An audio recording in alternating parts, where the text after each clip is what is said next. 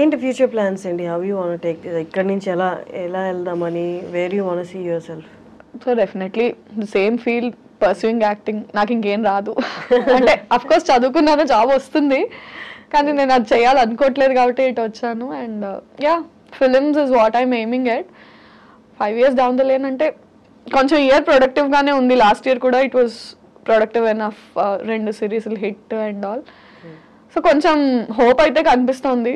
As long as somebody is not ready to stop me, I will go.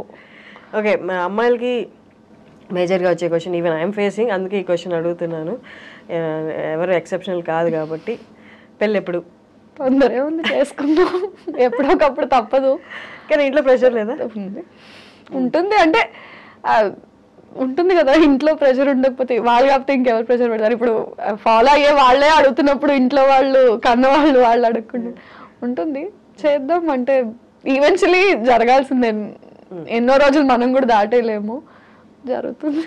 కానీ ఈ ఇండస్ట్రీలో ఉన్నారంటే చాలా మంది అనుకుంటారు పొద్దున్న లేస్తే ఈవినింగ్ పడుకునే వరకు ఫోన్ నిండా ప్రపోజల్స్ అని అనుకుంటారు. కానీ it's completely opposite actually. But అంటే వాట్ ఈస్ యువర్ ఒపీనియన్? మీకు అంటే ప్రపోజల్స్ అంటే what do you consider as proposal? I love you is not a proposal.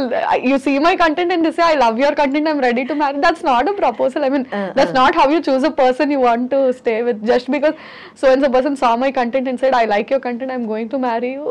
I don't know. దాన్ని మనం ప్రపోజల్ లా కన్సిడర్ చేయలేము కదా, చాలా ఆస్పెక్ట్స్ ఉంటాయి. బట్ సీరియస్ ప్రపోజల్స్ ఇండస్ట్రీకి వచ్చాక ఉంటాయా? అది ఐ మీన్ అంటే అది కన్సిడర్ చేసే అంత పెద్దవి కాదు, ఇగ్నోర్ చేసే అంత చిన్నవి కాదు. బట్ అంటే మనకి ప్రపోజల్స్ కన్నా అరే కొంచెం ఆపర్చునిటీస్ ఏమైనా ఇప్పించవా, ఇవి నేను చూసుకుంటానులే, నాకు అది కావాలి, don't help me with this but help me with that. అంటే నీకు నేను కావాలని ఇది అడుగుతున్నా, నాకు అది కావాలి. సో కెరియర్లో ఆపర్చునిటీస్ ఏమైనా ఉంటే ఇప్పించు అన్నట్టు. బట్ ఇక్కడ ఉన్నప్పుడు పర్సనల్ లైఫ్, రిలేషన్షిప్స్ అనేది కొంచెం ఇబ్బందిగా ఉంటాయి కదా.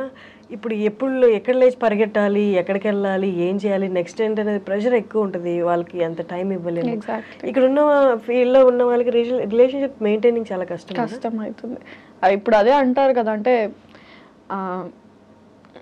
ఇంకోటికైతే నువ్వు తీసుకొచ్చి ఎక్స్ప్లెయిన్ చేసి you have to make them understand my field is this. నువ్వు చెప్పడంలోనే నీకు సగం టైం అయిపోతుంది. I mean some days or years into marriage, it will take time for you to explain them that okay na field inta idi how ante danike time ichukuntawa deenike time ichukuntawa. maximum marriage అనే topic ని మనందరం push చేయడానికి reason ఏముంటుందంటే అర్థం చేసుకునే person is very important. అంటే already అర్థం చేసుకోవడం ఇంకా కష్టం. అదే అంటే పాయింట్ ఏంటంటే నీకు ఆల్రెడీ నీ కెరియర్ వైజ్, నీ ఆపర్చునిటీస్ వైజ్ నీకు చాలా టెన్షన్స్, హజిల్స్ ఉంటాయి. At least marriage and relationship has to bring you peace. అక్కడ నువ్వు హాజిల్ చేసి ఎక్స్ప్లెయిన్ చేసుకుంటే ఇక్కడ నువ్వు అంటే అరే ఎక్కడో దగ్గర కేవస్ లేకుండా పీస్ ఉండాలి కదా. మనం మాక్సిమం ఈ టాపిక్ ఎందుకు స్కిప్ చేయడానికి చూస్తాము అంటే నువ్వు ఎవరికి ఇది ఇలా ఉంటుందని ఎక్స్ప్లెయిన్ చేయలేవు. ఇంట్లో వాళ్ళకే ఎక్స్ప్లెయిన్ చేయడానికి ఇన్నేళ్ళు పట్టింది. Again new person you have to explain all this. But ఎందుకులే అనిపించింది, కానీ తప్పదు, ఇన్ఎవిటబుల్. అంటే దాన్ని నువ్వు దాటేయాలనుకున్నా వాళ్ళు వేయనివ్వరు. అండ్ ఎక్కడో దగ్గర నువ్వు కాంప్రమైజ్ అవ్వాలి.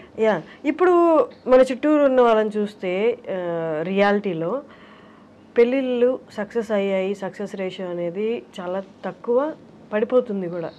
ఇవి చూసినప్పుడు ఇంకా అంటే మనకి ఆల్రెడీ నిరుత్సాహం లేదు, కొంచెం యాడ్ ఆన్ అయ్యి వద్దులేరా బాబు ఇప్పుడు అని అనిపించట్లేదు మెనీ టైమ్స్. ఐ మీన్ అంటే ఆ ఇన్స్టిట్యూషన్ ఆఫ్ మ్యారేజ్ అనేది డైల్యూట్ అవుతూ వచ్చిందో అది మనమే డైల్యూట్ చేసాము తెలియదు, కానీ సంహౌ ఆ హోప్ అయితే చాలా మటుకు అవసరమా ఇప్పుడు మళ్ళీ. అంటే ఇట్స్ నాట్ లాస్టింగ్ అన్న పాయింట్ కన్నా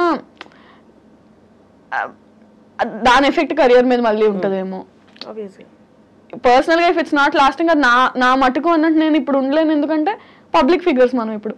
సో దాని ఇంపాక్ట్, దా పర్సనల్ ఇంపాక్ట్ నువ్వు వర్క్ మీద పడ్డం, పబ్లిక్లో తెలియడము, ఆ భయం ఇంకా అదే చెప్తున్నారు మీరు ఇందాక అన్నట్టు don't we have to be extra conscious. అంటే we have to be extra conscious. మామూలుగా choosing a person and going marrying a person where, ఈ బయట ఇలాంటి అన్సక్సెస్ఫుల్ మ్యారేజెస్ ఉన్నప్పుడు ఇంకా అండ్ అంటే మన ఫీల్డ్ని యాక్సెప్ట్ చేయడము, అర్థం చేసుకోవడం చాలా కష్టం, చాలా కష్టం. సో సమ్హౌ డీపెస్ట్ ఫియర్స్లో అది ఉండిపోయిద్దేమో. Until it's going to happen, we are going to be scared of it అనిపిస్తుంది.